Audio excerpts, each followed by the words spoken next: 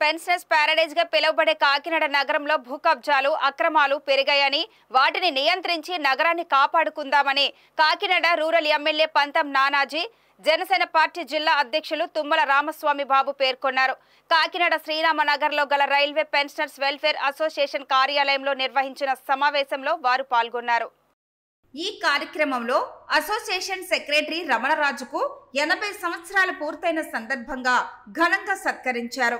ఈ సందర్భంగా ఎమ్మెల్యే నానాజీ జనసేన అధ్యక్షుడు రామస్వామి మాట్లాడుతూ రైల్వే పెన్షనర్స్ వెల్ఫేర్ అసోసియేషన్ సభ్యుల సమస్యలను పరిష్కరించే విధంగా కృషి చేస్తామని హామీ ఇచ్చారు.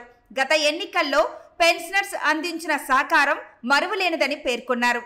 గత ప్రభుత్వం అన్ని వర్గాలతో పాటు పెన్షనర్లను తీవ్ర ఇబ్బందులకు గురి చేసిందని, తమ ప్రభుత్వం అందరికీ అండగా నిలుస్తుందని స్పష్టం చేశారు.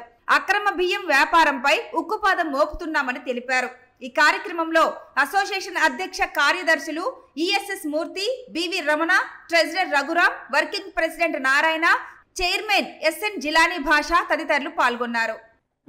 రైల్వే పెన్షనర్స్ వారి యొక్క ఆశీర్వాదాలు నేను ఎలక్షన్ ముందు వచ్చి వారి దగ్గర తీసుకోవడం జరిగింది. సుమారు 30,000 మంది కుటుంబాలు ఎవరైతే పెన్షనర్స్ అదే రకాల పెన్షన్స్ తీసుకుంటా ఉన్నారో ఈ పెన్షనర్స్ ప్యారడైజర్లో ఉన్నటువంటి వారు అందరూ కూడా నన్ను పెద్ద ఎత్తున నన్ను నగ్గించడంలో ప్రధాన పాత్ర పోషించిన వారి అందరికీ కూడా ధన్యవాదాలు తెలియజేద్దామనే ఉద్దేశంతో ఈవేళ ఇక్కడ రావడం జరిగింది. అందరికీ కూడా ప్రత్యేకమైన ధన్యవాదాలు నేను తెలియజేస్తా ఉన్నాను.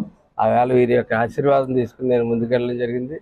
వీరు నన్ను నగ్గించారు, అది కూడా పెద్ద మెజార్టీతో నగ్గించారు. వీరందరికీ నాకు కృతజ్ఞతలు తెలియజేస్తా ఉన్నాను. అలాగే వారికి కూడా ఒక మాట ఇస్తా ఉన్నాను. పెన్షనర్స్ ప్యారడైజ్గా ఉన్నటువంటి కాకినాడ రాను దానికి తూట్లు పడడం జరుగుతూ ఉంది. అన్ని వైపుల నుంచి కూడా తూట్లు పడుతూ ఉన్నాయి. ఒక ఉద్యోగస్తుడు జీవితకాలం కష్టపడి శ్రమచి రూపాయి కూడబెట్టుకుని దాచుకున్నటువంటి పెన్షన్ కూడా ఇవ్వలేనటువంటి దౌర్భాగ్య స్థితిలో గత ప్రభుత్వం ఉన్నాయి. ఇవాళ ఈ ప్రభుత్వాలు వచ్చిన తర్వాత, మా ప్రభుత్వం వచ్చిన తర్వాత దాన్ని రెక్టిఫై చేసే దిశలో మేము ప్రయాణం కొనసాగుతూ ఉన్నాం. మరి ఎక్కడ సర్వసాధారణంగా రాజకీయాల్లో నెగ్గిన తర్వాత రిలాక్స్ అయిపోతారు.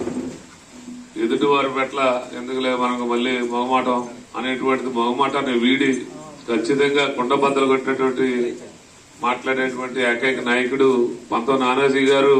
మరి గడిచిన 5 సంవత్సరాలు చూస్తే కాకినాడలో ఎట్టి పరిస్థితుల్లో ఉండకూడదనేటువంటి నిర్ణయాన్ని తీసుకొచ్చారు కొంతమంది నాయకులు.